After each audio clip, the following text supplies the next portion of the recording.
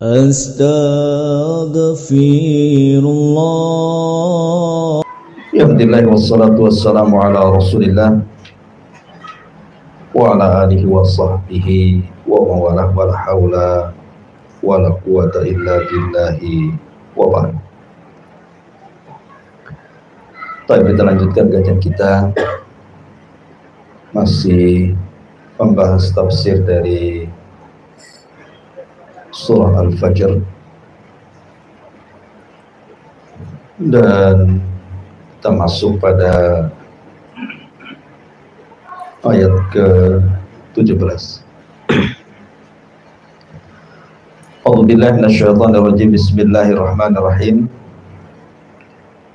Kalla bal la tukrimunal yatim wa la tahadduna ala ta'amil miskin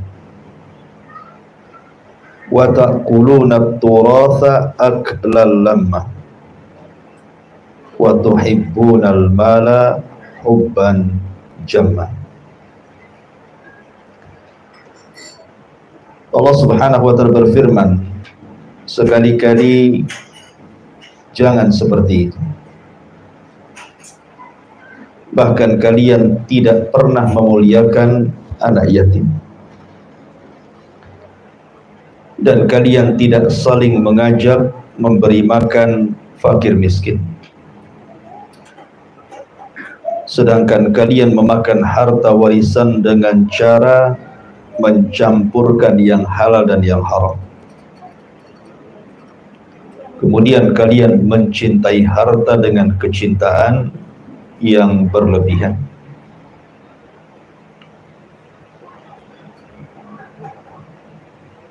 Empat ayat ini masih menyinggung tentang sifat orang-orang jahiliyah. Jadi orang-orang jahiliyah, mereka menganggap bahwa kemuliaan itu dilihat dari harta. Kalau mereka diberikan harta banyak, mereka mengira bahwa mereka sedang dicintai Allah. Kalau kemudian harta itu dihilangkan, mereka merasa mereka sedang dihinakan Allah. Sebab itulah mereka bakhil. Makanya ketika kita membahas surah Al-Ma'un, salah satu penyebab kenapa para tokoh-tokoh Quraisy itu sulit masuk Islam, karena dalam hati mereka tidak ada rahmat, tidak ada kasihan. Dan itu diperlihatkan dan dipertontonkan oleh pembesar Quraisy kepada anak-anak yatim dan fuqara wal masakin. Ketika Abu Jahal, ada yang mengatakan Umayyah, dan ada juga yang mengatakan tokoh yang lainnya dari tokoh-tokoh Quraisy, sedang menyembelih seekor unta. Kemudian datang anak yatim tidak menggunakan pakaian dan meminta sedikit dari daging unta ini. Tapi kemudian malah diambilnya tongkat dan didorongnya anak yatim sampai terjatuh, kemudian menangis dan lari ketakutan. Sebab itu Allah turunkan ara'aital ladzi yukadzibu biki fadzalikal ladzi yad'ul yatim wa la yahuddu ala ta'amil miskin. Tidakkah kau lihat para pendusta agama itu? Mereka adalah orang-orang yang menghardik anak-anak yatim dan tidak mengajak manusia untuk memberi makan fakir miskin. Kalau seandainya para pembesar itu memiliki sedikit rahmat saja, mau membantu para fuqara wal masakin, tentu cahaya hidayah akan masuk ke hati-hati mereka. Tapi ketika dihilangkan perasaan rahmat, berubahlah menjadi keras hatinya. dan ketika keras itulah sulit hidayah masuk. Itulah perangai orang-orang Arab, di mana mereka berbangga dengan harta yang kemudian dengan kebanggaan itu mengarah kepada kebakhilan. Nah, salah satu bentuk bakhil di sini Allah Subhanahu wa taala mengatakan kalla bal la tuqrimuna al-yatim. Sekali-kali jangan seperti itu. Bahkan kalian tidak pernah memuliakan anak yatim. Disebut yatim itu barang siapa yang meninggal ayahnya, bukan ibunya. Kalau bahasa kita, kalau meninggal ibu disebut piatu gitu. Tapi dalam Islam tidak ada, yang ada yatim saja. Yatim itu anak yang ditinggal mati oleh ayahnya. Kenapa? Karena biasanya kalau seandainya ayahnya masih hidup dan yang meninggal ibundanya, kemudian ayah ini menikah lagi dengan ibu yang lainnya, kebiasaannya biasanya menyayangi anaknya. Biasanya, walaupun ada juga ibu tiri yang menyiksa anak tirinya sampai keluar lagi. Tapi umumnya biasanya ibu tiri itu sayang dengan anak tirinya karena dia menghormati suaminya. Tetapi sangat jarang sekali kalau seorang istri yang ditinggal mati oleh suaminya menikah lagi dengan seorang laki-laki, kesayangan seorang ayah yang bukan ayahnya, itu biasanya sedikit. Bahkan tak jarang menelantarkan atau tidak adil di dalam memberikan kasih sayang kepada anak dia dan anak bawaan istrinya. Biasa seperti itu. Makanya kemudian dalam Islam orang yang mati ayahnya itu disebut yatim, karena tulang punggungnya sudah tidak ada lagi. Walaupun ada yang kemudian melebarkan definisi yatim itu, bukan hanya sekedar ditinggal mati ayahnya saja. Bahkan kalau seandainya kemudian ayahnya meninggalkan dia setelah menceraikan ibunya, kemudian pergi antah berantah dan tidak bertanggung jawab kepada anaknya dan juga kepada istrinya, pergi begitu saja, itu juga ada yang mengatakan berarti anak itu disebut yatim karena tidak ada tanggung jawab orang tuanya. Bahkan terkadang yang seperti ini, ayahnya masih hidup tetapi ditinggalkan setelah bercerai dengan istrinya. Terkadang kondisinya lebih parah dibandingkan yang betul-betul ditinggal mati oleh ayahnya. Karena ada juga yang ditinggal mati ayahnya, ayahnya punya warisan, sehingga kemudian anaknya itu dapat warisan dari harta ayahnya kan gitu. Tapi kalau ayahnya masih hidup setelah cerai dengan pasangannya kemudian pergi entah berantah, dia tidak meninggalkan warisan. Terkadang hartanya diambil, kawin lagi dia, sehingga anak itu kemudian terlantar bersama ibunya. Tetapi definisi di dalam syariat bahwa yatim itu kalau ditinggal mati ayahnya, karena ayahlah yang bisa melindungi anaknya dan sebagai tulang punggungnya. Kita tahu bahwa di antara keistimewaan memuliakan anak yatim itu bukan sekedar untuk memperbaiki diri kita saja, tetapi juga memperbaiki anak keturunan kita. Tentu memperbaiki kita maksudnya melembutkan hati, karena siapa yang keras hatinya, kata Rasul, maka lembutlah kepada anak yatim, niscaya Allah lembutkan hatinya. Adapun memperbaiki keturunan, karena kalau kita berbuat baik kepada anak yatim orang lain, kalau seandainya kita sudah tua, sudah tidak bisa apa-apa, maka anak-anak kita akan berbuat baik kepada kita. Tapi kalau seandainya kita jahat kepada anak yatim, jangan salahkan anak-anak kita jahat kepada kita. Kama tadinu tudan, kaidahnya.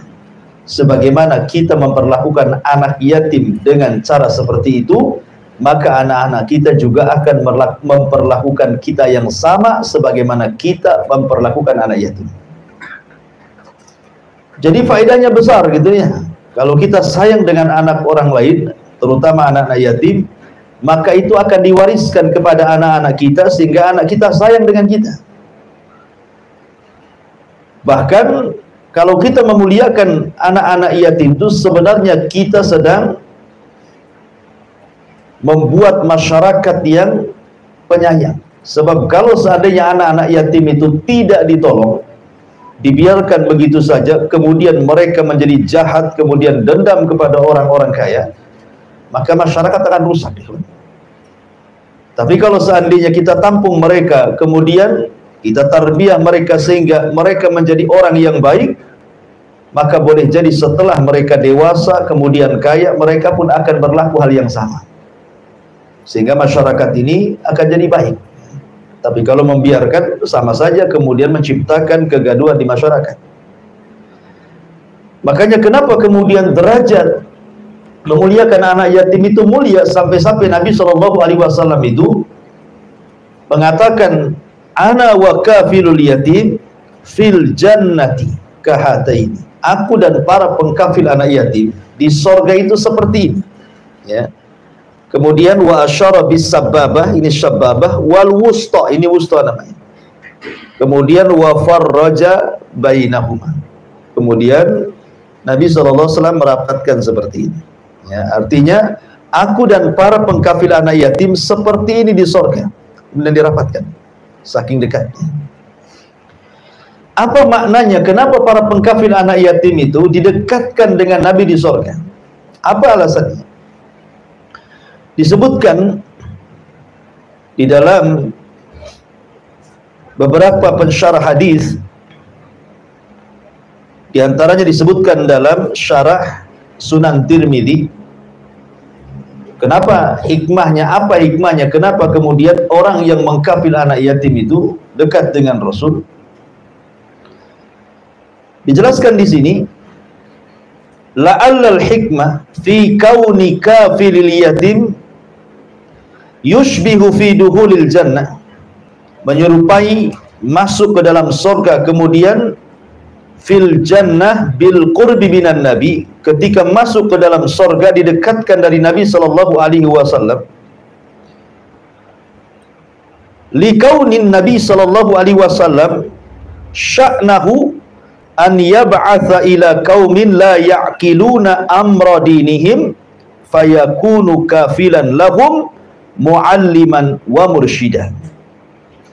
Karena Nabi sallallahu alaihi wasallam di antara tugasnya adalah saat diutus oleh Allah untuk menyampaikan risalah Allah kepada sebuah kaum, itu diutus kepada kaum yang tidak berakal, la ya'qiluna amra dinihim, tidak paham dengan perkara agama mereka. Maka dengan kemudian Nabi SAW mengajarkan agama dan mengarahkan manusia, menunjukkan Rasul mengkafil manusia dengan mengajarkan wahyu, mengarahkan kepada kebaikan. Hakikatnya Rasul sedang mengkafil umatnya. Lah begitu juga para pengkafil anak yatim. Anak yatim ini kan belum balik, artinya belum berakal, belum paham tentang agama, bahkan tidak paham juga tentang dunia. Jadi kalau seandainya kita ajarkan, bukan hanya kita berikan nafkah, kita ajarkan dia ilmu, kita arahkan dia kepada kebaikan, kita ajarkan adab-adab, maka seolah-olah posisi kita sama dengan posisi Nabi. Ya, kalau Nabi mengajarkan, mengarahkan umatnya dan mengkafil mereka.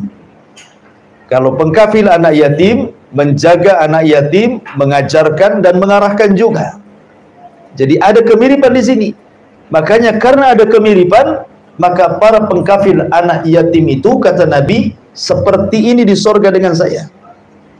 Itu ada salah satu yang mencoba untuk menggali hikmahnya. Kenapa pengkafil anak yatim itu ada kedekatan? Bahkan ketika Nabi SAW membuka pintu sorga, kan manusia tidak bisa masuk sorga itu, karena di antara syafaat khusus Rasul itu, tidak ada yang bisa memasukkan manusia ke dalam sorga kecuali Nabi. Bahkan para Nabi sendiri tidak bisa masuk sorga, karena pintunya tidak bisa dibuka. Yang bisa membuka pintu sorga kan cuma Nabi. Karena Rasul yang mengatakan, ana awwal man aftatihu babal jannah. Sayalah orang yang pertama kali membuka pintu sorga. Tiba-tiba kemudian ketika Rasul hendak melangkah ke dalam sorga, ada seorang wanita yang hampir mendahului Nabi. Kemudian dicegah. Kemudian Nabi SAW bertanya, siapakah? Kenapa engkau hendak mendahului diriku masuk ke dalam sorga?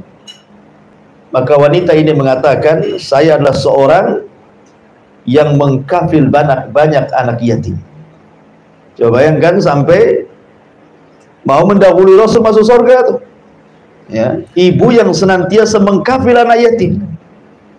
Menunjukkan bahwa keutamaan yang besar bagi para pengkafil anak yatim. Ma'asyiral muslimin yang dimuliakan Allah Subhanahu wa taala. Bahkan dalam sebuah hadis yang dikeluarkan Abu Ya'la dan juga At-Tabrani serta Imam Ahmad dengan sanad yang hasan, man dhamma yatiman bainal muslimin fi ta'amihi wa syarabihi hatta yastaghniya anhu wajabat lahul jannah. Barang siapa yang memasukkan anak yatim ke dalam makanannya, ke dalam minumannya, sampai anak yatim merasa cukup dengan diri kita kepada dia, maka orang ini sudah layak masuk surga. Nabi SAW adalah anak yatim, dan dia juga abul aitam, bapaknya anak yatim. Allah katakan, wa wajadaka yatiman fa'awa. Allah dapati engkau Muhammad dalam kondisi yatim dan Allah berikan penjagaan.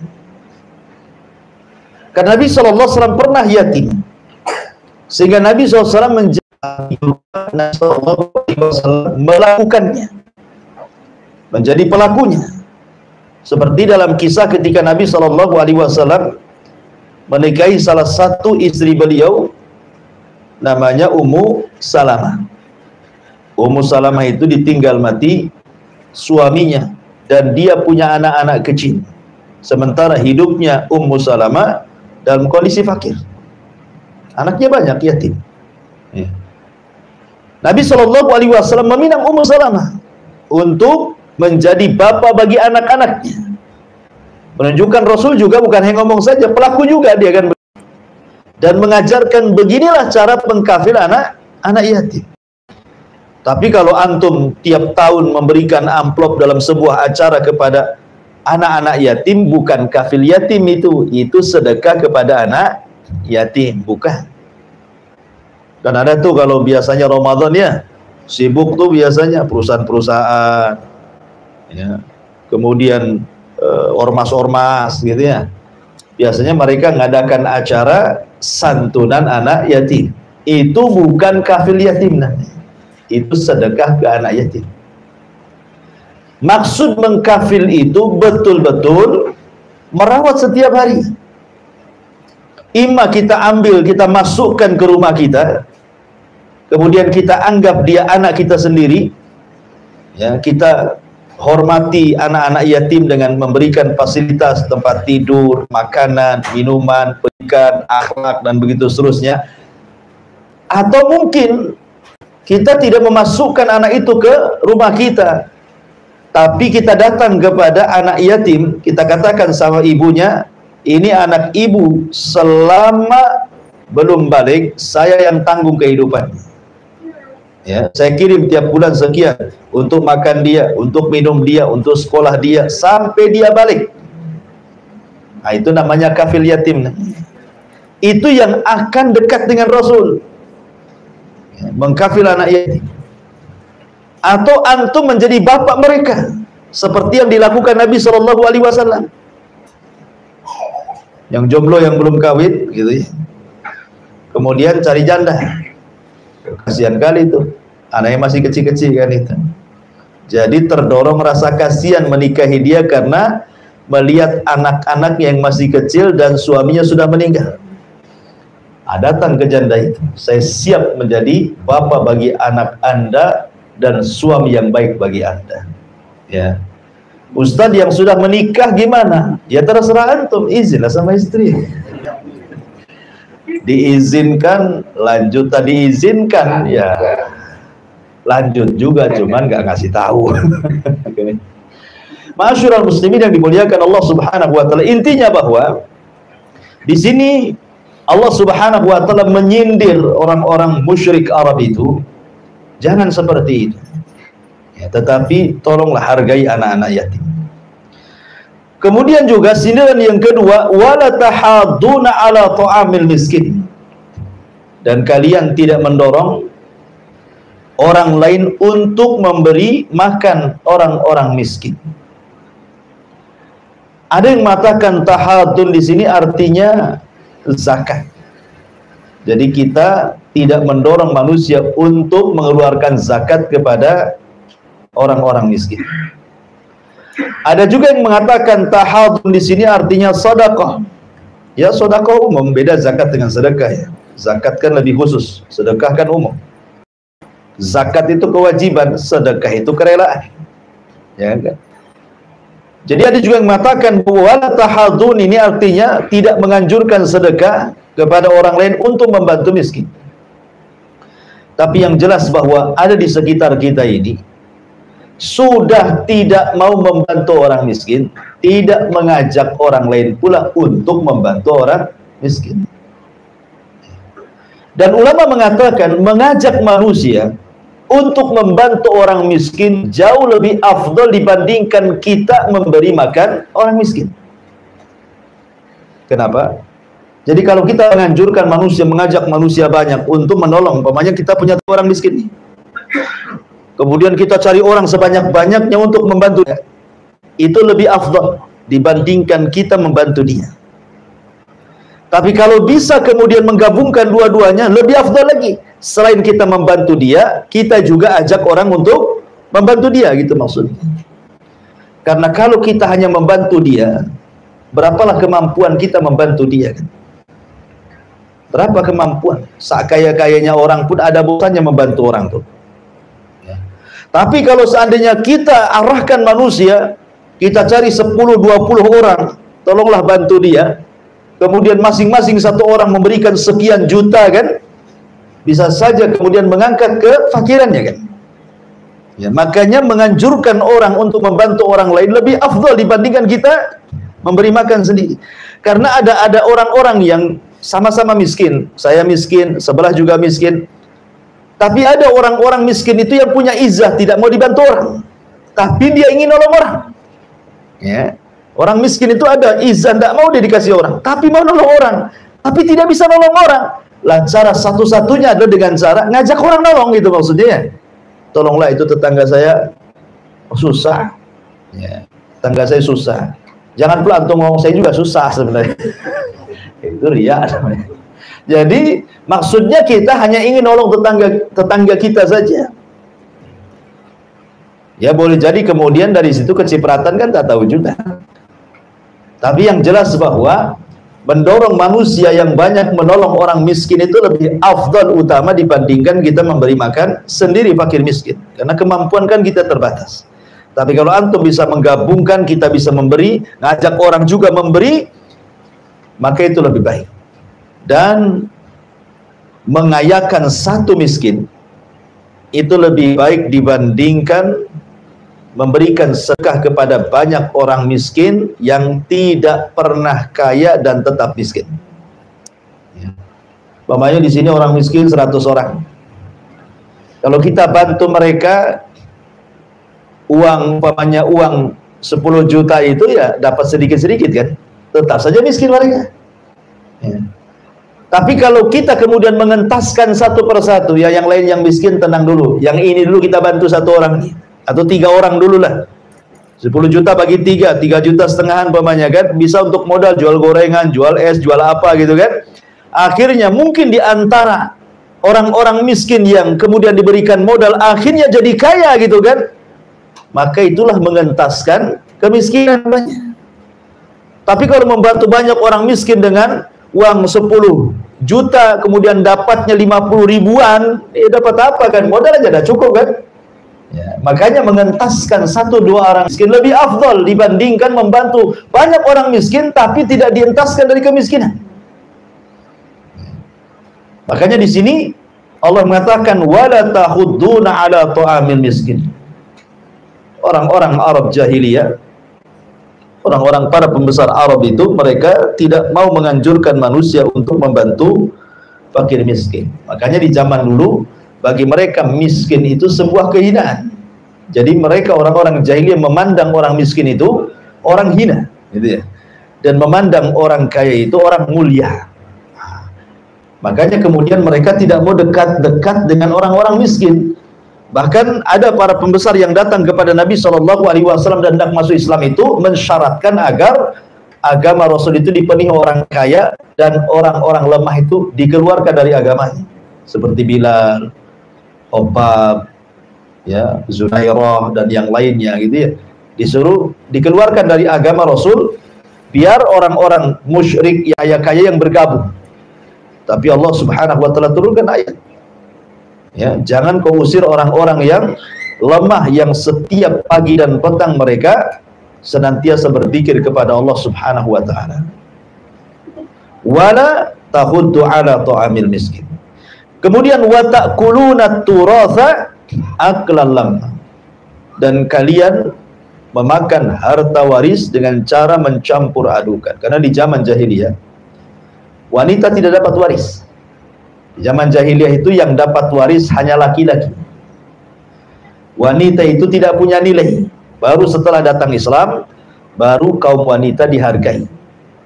Harusnya bersyukur para wanita hari ini dengan adanya Islam. Seandainya Islam tidak ada, kemudian tradisi jahiliyah masih ada, tentu tidak ada harganya seorang wanita. Tiba-tiba di zaman sekarang, wanita sudah dimuliakan dengan Islam, mau pula mereka meneriakkan emansipasi kebebasan wanita, ingin kayak jahiliyah lagi ya. Jadi orang-orang jahiliyah seperti itu, tetapi juga masih ada juga di negeri kita kan. Di negeri kita itu ada beberapa tempat itu yang aneh. Kadang-kadang laki-laki yang tak dapat ya kan. Ada tuh di sebuah daerah itu semua harta waris untuk perempuan. Jadi kalau orang tuanya meninggal, laki-lakinya terusin dari rumah. Kasihan dia. Ya. Harusnya dia dapat banyak, dia pula kemudian terusir dari rumah orang tuanya, nggak dapat apa-apa. Tapi juga ada di sebagian tempat yang juga berusaha yang laki-laki itu menguasai warisnya wanita, dan itu kebanyakan. Kebanyakan apalagi kalau seandainya laki-laki ini yang paling tua dari keluarga. Oh, dia yang paling banyak dapatnya. Sudah bagiannya dapat, ngambil pula bagian adik-adiknya.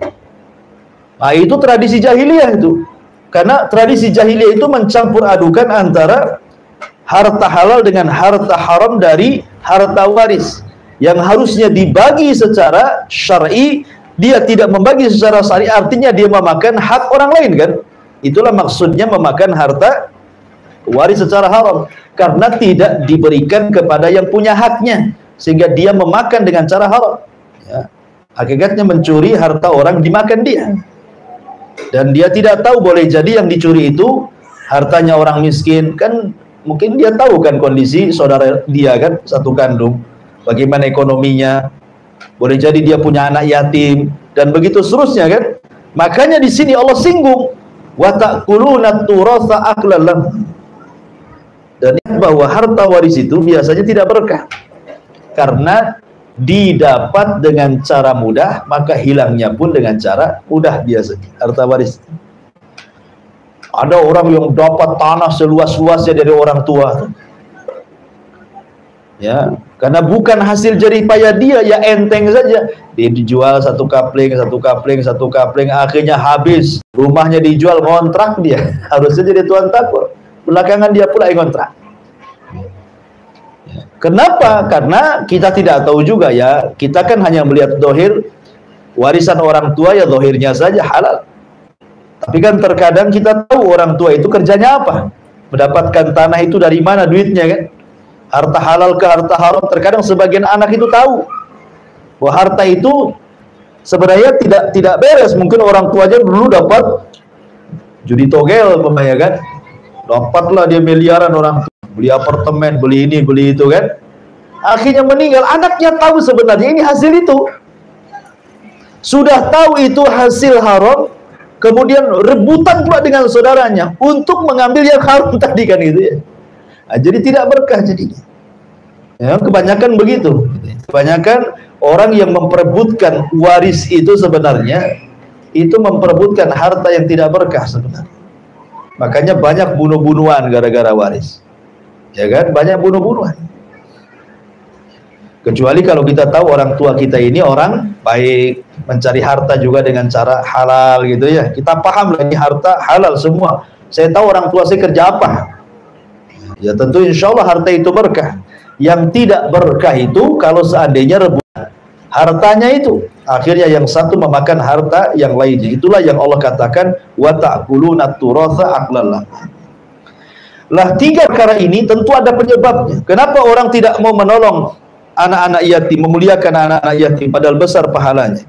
Kenapa orang tidak mau mendorong orang-orang untuk membantu para fakir miskin? Kenapa pula kemudian orang berani kemudian mengambil hak orang lain dalam warisan? Sebabnya ayat terakhir ini. Wa tuhibbunal mala hubban jamma. Karena kalian terlampau mencintai harta berlebihan. Gitu ya. Kalau orang sudah mencintai harta berlebihan, harta itu sirru tughyan, rahasia bejatnya manusia. Harta itu rahasia bejatnya manusia. Sehingga dengan harta itulah hawa nafsu mendorongnya sehingga tidak mau menghargai anak yatim, tidak mau menolong fakir miskin, bahkan rela mengambil harta orang lain. Kekayaan itu adalah sirru tughyan. Saya akan contohkan. Nabi SAW mengisahkan kisah tentang 3 orang Bani Israel. Kisah ini terdapat dalam kitab Riyadhus Shalihin. Ma'ruf kisahnya. Jadi ada 3 orang yang Allah Subhanahu wa taala berikan ujian. Yang satu Allah berikan ujian berupa kepalanya penuh dengan penyakit dan tidak tumbuh rambut, sehingga orang jijik melihat bahkan tidak mau mendekatinya. Sudah miskin, diuji seperti itu, makin merana, gitu ya. Kemudian yang kedua, orang kedua ini diuji semua badannya, kulitnya penuh dengan penyakit, penuh dengan borok pun macam-macam lah. Orang pun menjauhi. Sudah miskin, diberikan penyakit seperti itu. Dan orang ketiga orang buta. Akhirnya Allah Subhanahu wa taala hendak menguji mereka. Ingat bahwa ujian itu juga bukan berlaku kepada kemiskinan saja. Kaya pun ujian dari Allah, ya kan? Wa nabluukum bisyarri wal khairi fitnah. Kami akan uji dengan kebaikan dan dengan keburukan sebagai fitnah bagi manusia. Datanglah malaikat, kemudian mencoba mendatangi orang yang pertama itu, yang kepalanya banyak penyakitnya dan tidak tumbuh rambut itu. Bertanya, wahai fulan, seandainya nih engkau punya angan-angan, kira-kira angan-anganmu apa? Gitu ya. Maka dia mengatakan, aku tidak punya angan-angan kecuali Allah sembuhkan penyakit kepalaku, Allah tumbuhkan rambut di kepalaku, dan Allah berikan rambut yang indah sehingga manusia tidak menjauhi dan membenci diri. Karena di zaman itu kan rambut itu kan luar biasa ya, mahkota di zaman dulu kan. Kalau di zaman sekarang ya biasa aja lah kan. Oh di zaman dulu ya, jangankan rambut di kepala, potongan rambut saja dijual orang dulu itu.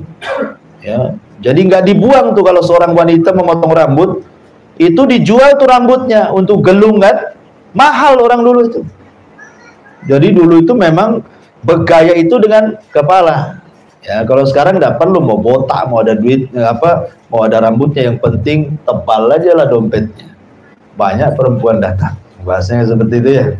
Kalau orang dulu kan penampilannya biasanya dari rambut ya.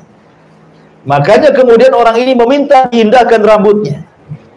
Kemudian akhirnya malaikat yang menjelma manusia ini berdoa kepada Allah, kemudian diusaplah kepala orang itu. Tiba-tiba semua penyakitnya rontok. Kemudian tumbuhlah rambut yang sangat indah. Tidak ada rambut seindah orang ini di kampung itu. Sehingga orang pun tidak jijik dan orang pun senang dengan dia, bahkan memuji rambutnya. Akhirnya kemudian sebelum pergi malaikat ini mengatakan, dari sekian hewan ternak, hewan mana yang kau sukai? Maka dia mengatakan, aku suka seekor unta. Diberilah unta bunting. Kemudian setelah itu malaikat ini pindah ke tempat lain, ke tempat yang kulitnya penuh dengan penyakit. Orang pun jijik mendekat, tidak suka. Maka pertanyaannya sama, kalau engkau berangan-angan, kira-kira angan-anganmu mau apa?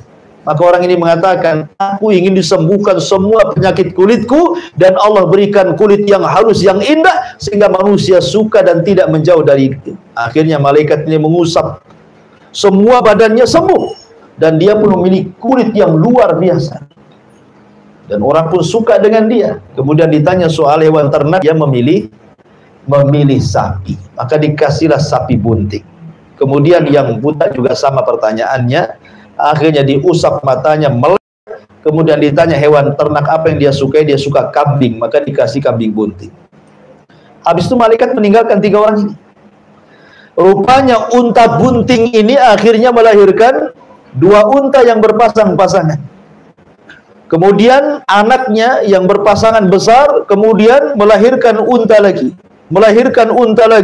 Akhirnya tanpa sadar, dari 1 unta bunting menjadi 1 lembah unta. Kaya dia dengan untanya. Orang yang kedua juga sama. Ketika sapinya melahirkan, kemudian anak-anaknya melahirkan lagi sampai dia punya peternakan sapi 1 lembah. Termasuk orang buta juga sama. Kambingnya berkembang biak sampai kambingnya 1 lembah. Disinilah Allah Subhanahu wa ta'ala hendak menguji. Yang tadinya Allah uji mereka dengan keburukan, sekarang Allah uji dengan kebaikan. Karena ujian itu 2 ya. Keburukan ujian, kebaikan juga ujian. Mereka sudah baik itu. Mereka sudah sehat, ganteng, indah, disukai orang, punya kekayaan, apalagi yang diindaki. Maka Allah utus malaikat yang sama, cuman ketika mendatangi orang itu, malaikat menjelma seperti orang yang ketika orang itu sedang fakir-fakirnya, kepalanya masih penyakitan, masih botak. Jadi malaikat itu menjelma orang botak yang banyak penyakit di kepalanya, supaya diingatkan gitu maksudnya.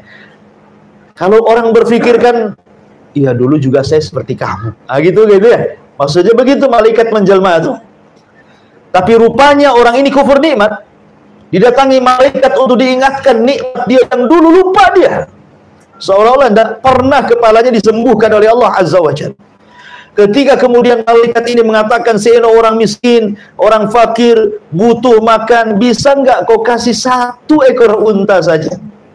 Kemudian dia mengatakan, "Enak saja, ini unta warisan dari orang tuaku." Kufur nikmat dia, tidak menasabkan kepada Allah. Ini dibilang warisan katanya. Ya. Dia kufur nikmat. Akhirnya kemudian malaikat ini mengatakan, "Tahukah kamu siapa saya? Sesungguhnya saya malaikat yang dulu pernah turun kepadamu. Karena engkau kufur nikmat, maka kau akan dicabut oleh Allah nikmat." Akhirnya selang beberapa waktu, kemudian untanya mati semua, dan dia pun penyakitnya dibalikkan lagi, sehingga orang-orang benci lagi kepada dia. Kufur nikmat, ya kan? Lah orang yang kedua juga sama seperti itu, menasabkan nikmat bukan kepada Allah, dan tidak pernah dia merasa disembuhkan Allah. Kufurnya nikmat. Akhirnya Allah kembalikan lagi penyakitnya, Allah semua matikan sapinya. Miskin lagi, kulitnya penuh dengan borok lagi, orang tidak suka mendekati dia. Hanya orang yang ketiga, orang buta itu. Orang buta ini bersyukur. Ketika malaikat ini datang pura-pura jadi orang buta, maka orang buta ini terkenang dulu waktu dia buta. Sehingga ketika malaikat ini mengatakan, "Bisakah kau mintakan satu kambingmu saja untuk diriku. Kata orang buta yang sudah sembuh, jangankan satu kambing, satu lembah kambing saya kasihkan kamu. Dengan penglihatanku saya bersyukur dibandingkan satu lembah kambing itu. Maka malaikatnya mengatakan, tidak, sungguhnya saya malaikat, saya diutus Allah untuk mengujimu dan kau telah lulus ujian. Akhirnya dia tetap melihat dan kambingnya semakin banyak. Begitulah la in syakartum la azidannakum wa la in kafartum inna adzabi lasyadid. Kalau engkau kufur maka telah siap-siap azab Allah yang pedih, tapi kalau engkau syukur la azidannakum, kami akan tambah nikmat kalian. Kembali bahwa wa tuhibbunal mala wa tuhibbunal mala. Di sini ada kalimat al-mal. Dalam bahasa Arab harta ini disebut malun. Dalam bahasa Arab harta itu disebut malun. Malun itu diambil dari fiil mala yamilu mail. Artinya kecondongan. Kenapa harta disebut mal? Karena jiwa itu condong untuk memilikinya. Dan jiwa itu condong kepada para pemilik harta. Jadi jiwa condong untuk mengambilnya, dan jiwa juga condong kepada para pemilik harta. Dan begitu ya. Kalau antum melihat tetangga, rumahnya bagus, cantik, kemudian punya mobil cantik gitu ya, kebunnya banyak, kos-kosannya banyak, terkadang kita berangan-angan kapan saya seperti dia, seolah-olah ingin memilikinya. Ya, karena harta itu disebut mal. Ya. Ataupun condong kepada para pemilik harta. Apabila para pemilik harta sudah ngomong, pendapatnya paling didengar. Ya kan? Kalau orang yang punya pemilik harta sudah bicara, paling didengar dia. Pemanya di masjid ngadakan rapat antara Pak Imam, kepala yayasan, dan para penyumbang. Dibuka rapat hari ini. Kemudian kata Pak Imam, sebaiknya begini. Kenapa begitu? Karena ada dalilnya, Quran, Sunnah, bla bla bla bla. Gitu. Dibantah sama muhsinin. Oh, enggak bisa. Kalau nggak ikut saya, berhenti saya sumbangan. Akhirnya apa? Akhirnya Pak Imamnya dipecat. La ilaha illallah. Coba. Pak Imam yang dipecat. Alasannya apa? Imam kan bisa dicari. Tapi yang nyumbang susah nyari. Nah, kan gitu ya. Biasanya alasannya seperti itu. Karena memang harta itu disebut harta mal. Orang cenderung gitu ya. Ya, mal itu, makanya kenapa Imam Syafi'i rahimahullah ta'ala mengatakan, ra'aitun nas qad malu ala man indahu malun wa ma la indahu malun fan nasu anhu qad malu. Kata Imam Syafi'i rahimahullah ta'ala, ra'aitun nas qad malu, aku melihat manusia sungguh malu, ya, malu, mereka sangat ingin mendekati pemilik harta, condong kepada para pemilik harta itu. Tetapi wa ma la indahu malun, tetapi kepada orang yang tidak punya harta sama sekali, fannasu anhu qad malu, maka manusia pun berpaling dari dia. Contoh sederhananya ya, sering saya contohkan kepada antum. Kalau antum punya anak perempuan, ya, ada dua laki-laki yang melamar anak antum. Satu santri Jabal Uhud, hafal Quran, tapi miskin, tinggalnya di Ruli. Satu dokter spesialis, gajinya 1 bulan 1 miliar. Kira-kira antum jodohkan ke yang mana nih? Ini dokter ganteng, udah ganteng, kaya, gajinya banyak. Ini santri dah hitam, kriwel, tapi hafal Quran. Tinggal di Ruli pula. Ya, pasti karena harta itu disebut mala yamilu. Ya kan? Mala yamilu artinya kecondongan kepada pemilik harta kan? Ya dia mikirlah, ya sudahlah, yang santri Jabal Uhud nanti aja lah ya. Mudah-mudahan nanti ada lagi adiknya katanya. Ini yang ini dulu lah, dan itu ya. Termasuk anaknya didoktrin seperti itu juga. Jadi para penghafal Quran, walaupun dia hafal Quran, ahli agama, ya nggak dilihat lah. Ya, karena harta itu dari mala yamilu tadi. Ya, kecenderungan orang itu tidak mau kepada yang tidak punya harta. Selain yamilu ala nafsihi, juga yamilu ala ghairi, gitu ya. Selain dia ingin memiliki untuk diri sendiri, dia pun memandang kepada para pemilik harta orang lain. Seperti itulah disebut mal. Makanya di sini Allah mengatakan wa tuhibbunal mal, kalau orang terlampau cinta yang memalingkan harta dimasukkan ke dalam hati kita, hubban jamma, jadilah manusia-manusia yang tidak pernah memuliakan anak yatim, tidak pernah membantu fakir miskin, dan mereka rela untuk mengambil hak orang lain. Karena biasanya orang yang terlampau cinta dengan harta maka melahirkan sifat-sifat bakhil. Namanya cinta dengan harta, hilang sedikit saja ditotal sama dia. Ya, ada orang-orang itu yang pelit, bukan hanya pelit kepada orang lain, pelit kepada dirinya. Uangnya banyak di ATM, tapi penampilannya kayak orang nggak punya uang. Ada orang kayak gitu, makanya biasa saja. Padahal dia bisa beli pakaian bagus, gitu ya. Penampilannya agak bagus lah, punya uang, kan nggak apa-apa tahadus bin nikmah kan?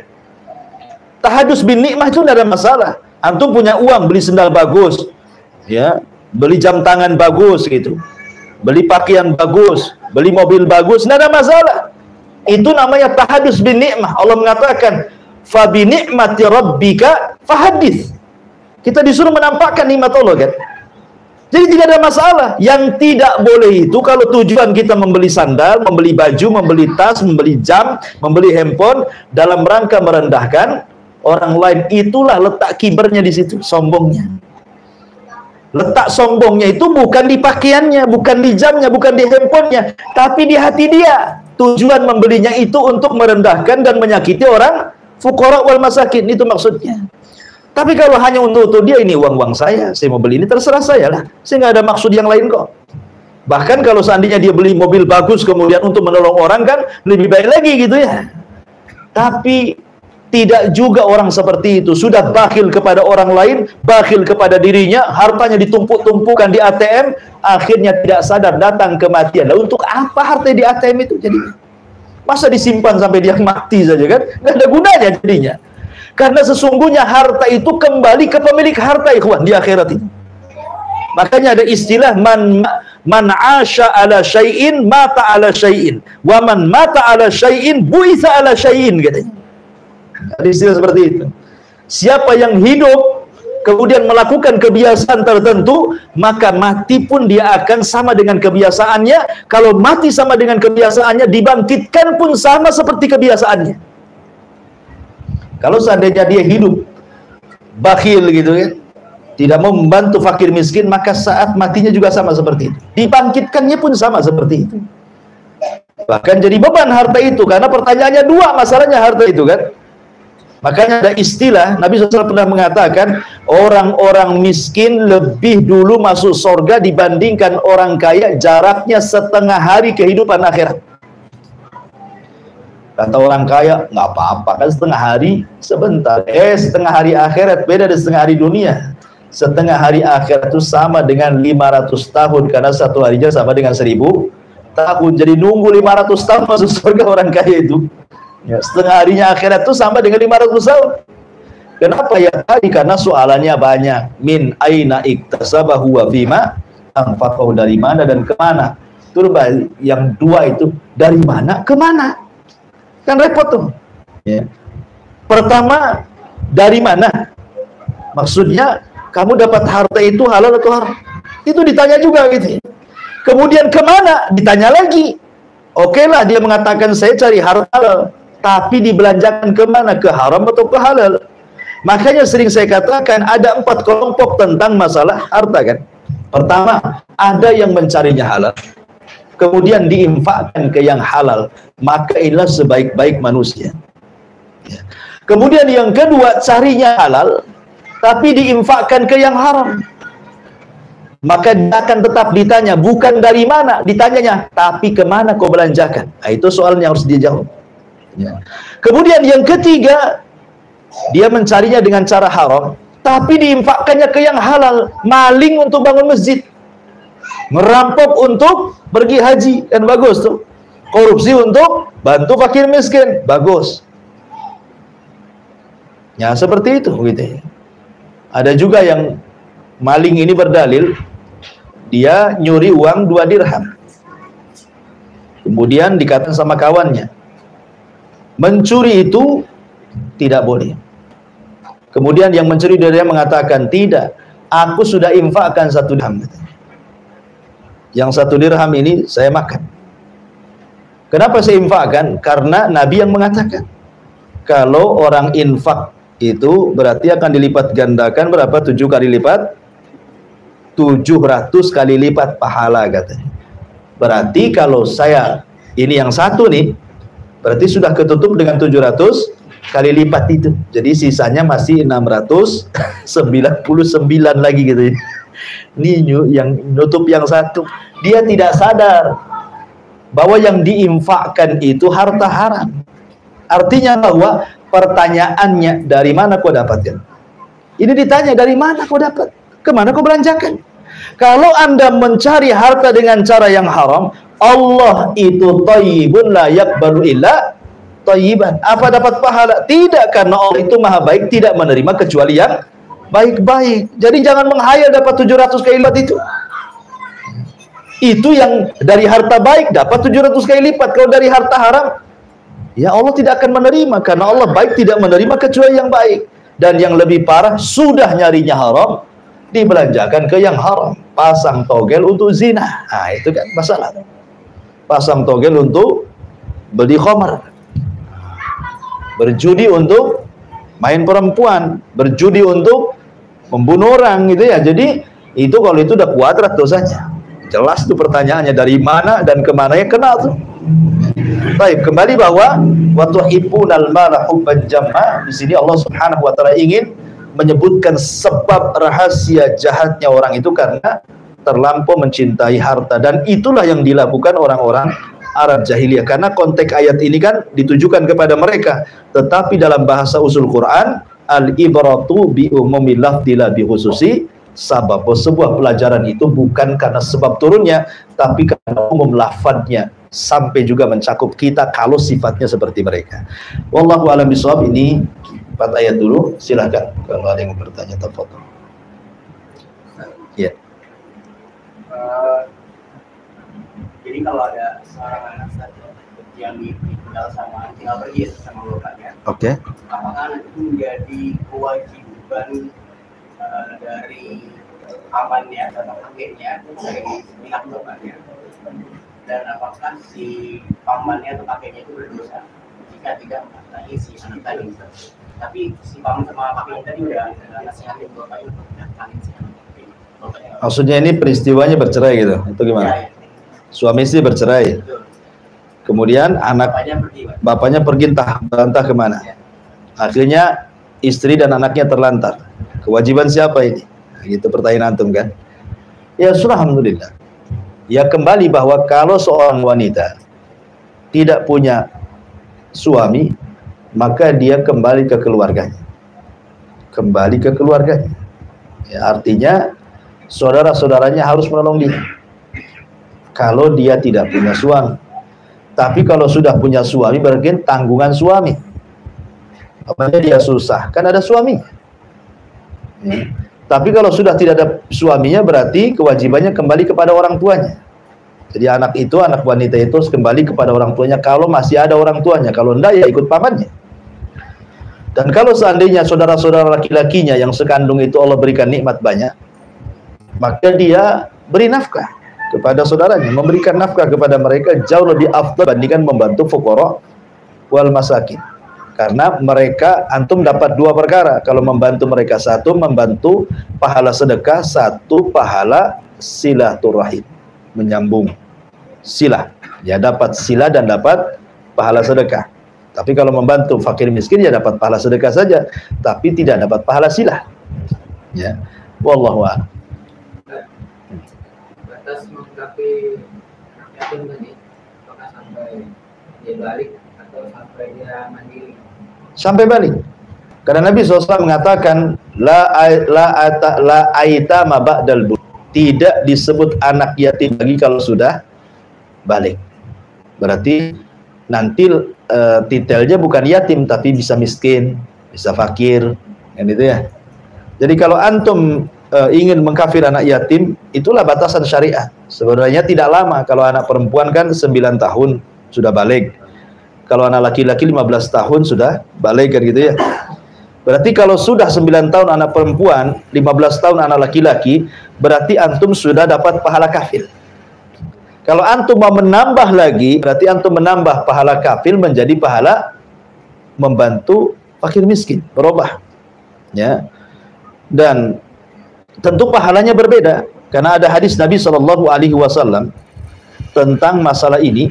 Kata Nabi SAW, as-sa'i ala al-armalati wal miskin kal mujahid fi sabilillah wa kal qa'imil ladzi la yaftur wa kas-sha'imil ladzi la yaftur. Apa kata Rasul? Orang yang menolong hamba-hamba dari kalangan janda-janda miskin ataupun orang-orang miskin maka kedudukannya sama dengan orang yang berjihad di jalan Allah dan sama dengan orang yang sholat malam tidak pernah futur dan orang yang berpuasa tidak pernah berbuka. Bayangkan, membantu janda yang miskin gitu ya, ataupun orang miskin, kata Rasulullah, itu sama kedudukannya dengan mujahid, sama kedudukannya dengan orang yang sholat malam setiap malam dan tidak berhenti, sama kedudukan dengan orang yang berpuasa sunnah tidak pernah berbuka. Luar biasa tuh pahalanya ya, membantu orang miskin itu. Jadi itu pahalanya sudah beda lagi, dari pahala mengkafil menjadi pahala mujahid, seperti orang sholat malam, seperti orang yang berpuasa. Jadi double pahalanya dia kalau mau meneruskan terus mengkafilnya. Wallahu a'lam.